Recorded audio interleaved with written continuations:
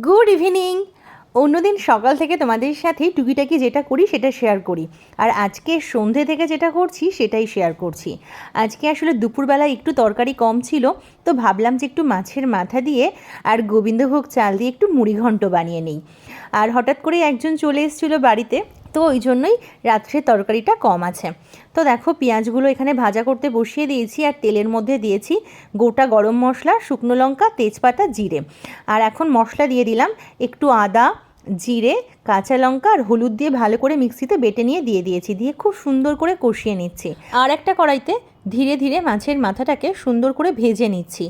আর মাছের মাথা সবসময় আমি আস্ত আনতে বলি, আমার বাচ্চারা ঘিলু খেতে ভালোবাসে, তাই তা না হলে কেটে ভাজা করলেই ভালো হয় মুড়িঘণ্টর জন্য। তো আমি ভাজা করছি আর আস্তে আস্তে কেটে কেটে ভেঙে ভেঙে নিচ্ছি। আর এখন দেখো গোবিন্দভোগ চালটা ভালো করে ধুয়ে জল ঝরিয়ে রেখেছিলাম, সেটাকে এখন শুকনো কড়াইতে একটুখানি ভাজা ভাজা করে নিচ্ছি। আর এই দেখো আমার অনেকটাই ভাঙা ভাঙা হয়ে গেছে মাছের মাথাটা। মাছের মাথাটা বেশ বড়, একটা মাথাতেই হয়ে যাবে রাতের জন্য আমাদের। আর এদিকে দেখো মশলাটা কিন্তু বেশ ভালো করে কষিয়ে নিয়েছি, আর আলুও দিয়েছি। আলু দিলে বেশ ভালোই লাগে। আর এখন পরিমাণ মতো লবণ দিয়ে দিচ্ছি। চাইলে অনেকে মশলা কষানোর সময় একটু রসুন পেস্ট দিতে পারে, তবে আমি দিচ্ছি না, কারণ গোবিন্দভোগ চালের একটা আলাদাই সুন্দর গন্ধ আছে। তো সেই গন্ধটাই যাতে ঠিকঠাক থাকে, তো সেই জন্য রসুনটা আর ব্যবহার করছি না। তো দেখো এবার চালটা দিয়ে দিলাম, দিয়ে আবারও খুব সুন্দর করে ভালো করে নাড়িয়ে চাড়িয়ে নিচ্ছি, যাতে সব কিছু সুন্দর করে ভালোভাবে মিশে যায়। তো এই পর্যায়ে এসে মাছের মাথাটাও দিয়ে দেওয়া যায়, তবে আমি এখন দিচ্ছি না, আমি পরিমাণ মতো জল দিচ্ছি। জলটা কিন্তু বুঝে শুনে দিতে হবে, কারণ এই রান্নাটাও হয়ে আসবে আর জলটাও শুকিয়ে যাবে, তাই পরিমাণ মতো জল দেওয়াটা খুবই দরকার। আমি হাফ কাপ চাল নিয়েছি, আর সেটারই পরিমাণ মেপে 1.5 কাপ জল দিয়েছি, গরম জল। আর এখন কাঁচা পাকা লঙ্কা দিয়ে দিলাম 4টে। তো দেখো এবার ঢেকে রাখবো। মোটামুটি বেশ অনেকটা হয়ে এসছে, ঢাকা খুলে দেখো আবার একটু নাড়িয়ে চাড়িয়ে দিচ্ছি। আর কম মাছের রান্নাটা করছি, তো এখন আমার রান্না একদম হয়ে গেছে, দেখে বুঝতেই পারছো খুব টেস্ট হয়েছে খেতে। অসম্ভব সুন্দর গন্ধ বেরিয়েছে, সারা বাড়ি ম করছে। মেয়ে বারবার পড়া ছেড়ে চলে আসছে খাবে বলে, তো এখন সবার জন্য বেড়ে দিচ্ছি, এটা ওর টিচারের জন্য। তো চলো। শুভ সকাল বন্ধুরা, এখন সকাল 8টা মতো বাজে, এখন যাচ্ছি দুষ্টুকে নিয়ে স্কুলে। তো চলো, আজকে সোনু যাবে না, সোনু যাবে শুধু অ্যাবাকাস করতে। তো যখন দুষ্টুকে আনা হবে তখন সোনু গিয়ে অ্যাবাকাস করে আবার ওই 3:30 4টের দিকে বাড়ি ফিরবে। তো চলো যাই। দুষ্টুর জন্য আজকে সুজি বসিয়েছি, আর দেখো মাছটাও ভেজে নিচ্ছি। সকালবেলায় চেষ্টা করি যতটা কাজ তাড়াতাড়ি গুছিয়ে নেওয়া যায়।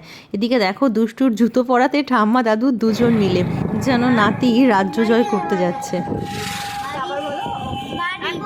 দুষ্টুর মুড আগের থেকে একটু ঠিক হয়েছে। সকালে আসলে ঘুম থেকে উঠতে খুব কষ্ট হয়, তারপর স্কুলে যেতে তো একদমই মন চায় না। তার মধ্যে আজ আবার দিদি স্কুল যাচ্ছে না, তো ওই জন্যই দুষ্টু আজকে দুষ্টুর এক্সাম আছে, ওই জন্যই দুষ্টুকে জোর করে হলেও নিয়ে যেতে হচ্ছে। দুষ্টুর আজ মুডটা একদম ঠিক নেই, ভীষণ ঘ্যান ঘ্যান করছে, যাবে না, বিশেষ করে দিদি যাচ্ছে না, তো সেজন্য মুড একদমই অফ। আর তার মধ্যে ঘুমও পাচ্ছে আসল কথা। আজ পুরো মেঘলা হয়ে আছে, ওয়েদারটা দারুণ। একটা গান না মনের মধ্যে বারবার আসছে, এই মেঘলা দিনে একলা ঘরে থাকে না তো মন, কবে যাব কাছে পাবো ওগো তোমার নিমন্ত্রণ। এই মেঘলা দিনে একলা ঘরে থাকে না তো মন, কবে যাব কাছে পাবো ওগো তোমার নিমন্ত্রণ। করে শুধু আসা যাওয়া, হায় হায় রে দিন যায় রে। কি বলছো বলো। ইচ্ছাই করছে না যে রে, কি বলবো। কি অসুবিধা হচ্ছে তোমার আজকে? ভালো লাগছে না। কি হচ্ছে? মাথা ঘুরছে। পড়াশুনোর কথা শুনলে দুষ্টুর আবার মাথা ঘুরে। তোমাদের কারোর এরকম হতো নাকি ছোটোবেলায়?